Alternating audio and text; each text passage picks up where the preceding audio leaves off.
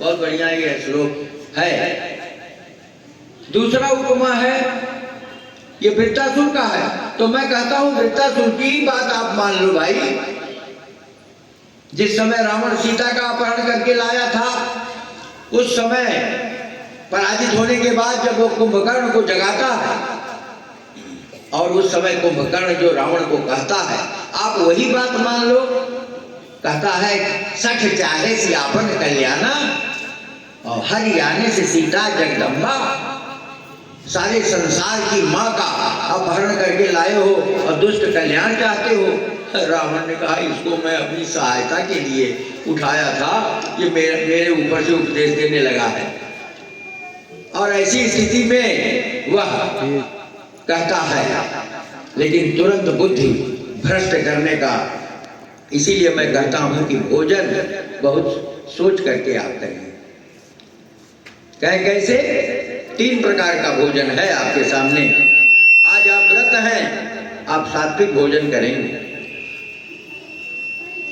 राजस भोजन वो तब बनेगा व्रत में जब खाची भर मर्चा वहीं डाल दे और कहें आलू तो खाएंगे लेकिन खूब मर्चा सहित। ये राजस भोजन राजस हो जाएगा।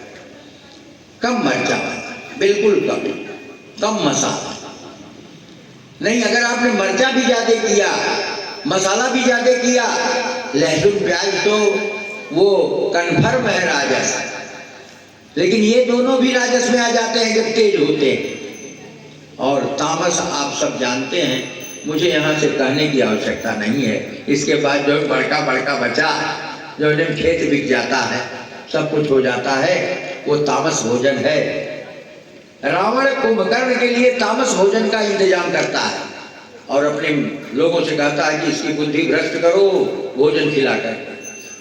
तो मही सिखाई अरु मदिरा पाना, मही सिखाई अरु मदिरा पाना, कर जा भद्रा घाट समाना, कर जा भद्रा घाट समाना।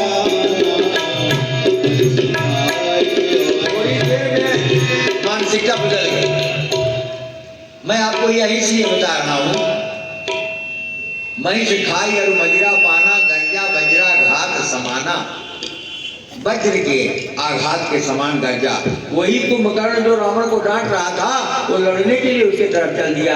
ये है आपके द्वारा खाए गए भोजन से बुद्धि में परिवर्तन। इसलिए भोजन बहुत संभल करके खाना चाहिए। क्यों? यादृशी भक्षयेद अन्नम, यादृशम भक्षयेद अन्नम बुद्धिर्भवति तादृशी। जैसा अन्न आप खाएंगे वैसे आपकी बुद्धि का निर्माण होगा।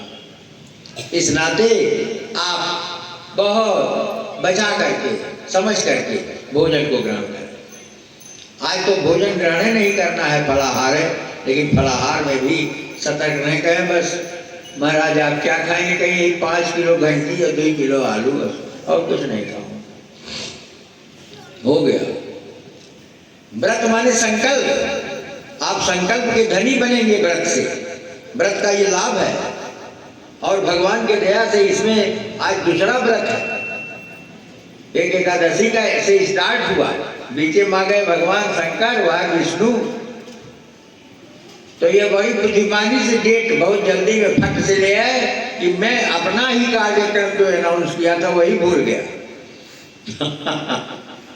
तो मेरे कहने का तात्पर्य है कि भाई देखिए, मैं चाहता हूं कि भगवान की कृपा आपके ऊपर बरसे, लेकिन आपसे एक निवेदन है कि अच्छाई जहां देखिए वहीं ग्रहण करिए। वो देवताओं से देखिए, असुरों से देखिए। जो अच्छा भाग हो उसको ग्रहण कर लीजिए, खराब भाग हो छोड़ दीजिए। साधु ऐसा चाहिए जैसा सूप सुभाए, सार सार को गई रहे, थोथा दे उड़ाए। यहाँ पर वह वृत्तासुर स्तुति करता है, पहली उपमा देता है अजात पक्ष गौरैया के बच्चे का। उसमें क्या रहती है? आप जानते हैं कि प्यार में क्या होता है? प्रेम में तड़पन होती है, तड़पन। आदमी तड़पता है। भगवान के प्रति आपका जो प्रेम है, आप में अगर तड़पन न उत्पन्न कर दे तो फिर वो किस प्रकार का प्रेम? बोलो राधे राधे। ऐसी स्थिति में वो कहते हैं। दूसरा उदाहरण है, आप लोगों में से हो सकता है कोई गाय पाला हो, और आप कितने शातिर आदमी हैं कि जैसे गाय में बछड़ा दूध लाता है उसके स्तनों में, तैसे आप उसको खूंटे से बांध देते हैं और उसका दूध जो है वो आप अपने बाल्टी में दूध लेते हैं और माता को, इसको खूंटे में बांधे हैं, माता को भेज दिए कि जाओ चराओ। लेकिन जिस साइड से चर करके माँ आती है, जो मैं कह रहा हूँ उसका आप प्रैक्टिकल कर लेना। मैं प्रैक्टिकल करके बैठा हूँ। इस श्लोक को घंटों में अपने मढ़ा में बैठकर देखता था कि अजात पक्षा इव मातरम अजात पक्षा इव मातरम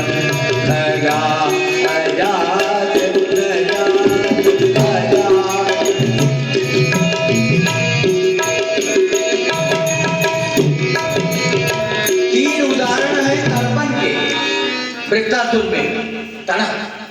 पहला उदाहरण है अजात पक्ष खग का, जो बेचारा अपने माता की बात जोता रहता है तड़प तड़प करके।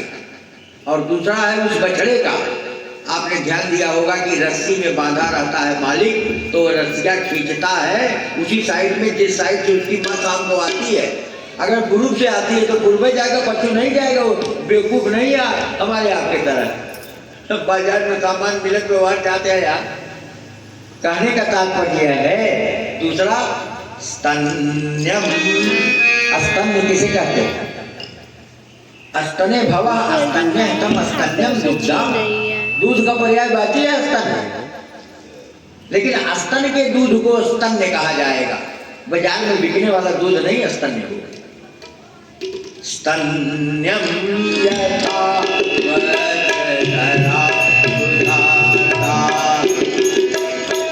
भूख से व्याकुल रहता है, सोचता है कब हमारी माँ आ जाए। आपने बछड़े को या बछिया को दूध पीते हुए देखा है गौर से? जल्दी दूध नहीं निकलता तो वो मुंह चुबलाती है, फिर बाद ऐसे ऐसे करती, जिससे जल्दी आओ, कहाँ हो, मेरा भूख, मेरा जान जा रहा है। छोटा बच्चा अपने माँ का दूध पीता है तो एक हाथ उसका दूसरे पर रहता है, उसको बुलाता है कि, और वो माँ का स्नेह है। वो माँ का वो पानी जैसा दूध नहीं है, वो तो माँ का वह दूध है जिसमें उसकी जीवनी शक्ति है। बच्चे उसको बुलाता है। और कभी कभी ऐसा भी होता है कि आप माँ अगर देर हो गई है दूध पिलाने में अपने बच्चे के, तो उसके स्तन से स्वयं दूध टपकने लगता है। हमारी संस्कृति में इसीलिए माँ का महत्व सबसे अधिक बताया गया। पितृभ्यधिका माता, पिता से अधिक महत्व माँ का है। गर्भधारण पोषणार्थ, मैं बार बार इसको कहता हूँ। कल परसों में मैंने इसका उदाहरण दिया था। तीसरा उपमा क्या है? बछड़े की तड़पन, चिरौटे की तड़पन। अब तीसरा तड़पन जो हमारे आपसे संबंधित है। आपका पति, आपका प्रेमी बहुत दूर चला गया है और जब उसके आने का समय होता है और उसने कह दिया कि मैं फला दिन आऊँगा, तो आप, एक स्त्री बार बार अपने चौखट पर जाती है और लौटती है, जाती है, लौटती है। और उसके अंतःकरण में जो एक तड़पन है, चिरौटे में जो तड़पन है और बछड़े के अंतःकरण में जो तड़पन है, ये तीनों तड़पन वृत्तासुर में है। तो वृत्तासुर के तरह तो बन जाओ भैया, उसकी अच्छाई ग्रहण कर। बोलिए श्री कृष्णचंद्र भगवान की जय। तो ये क्या कहते हैं? कहते हैं अब आप हे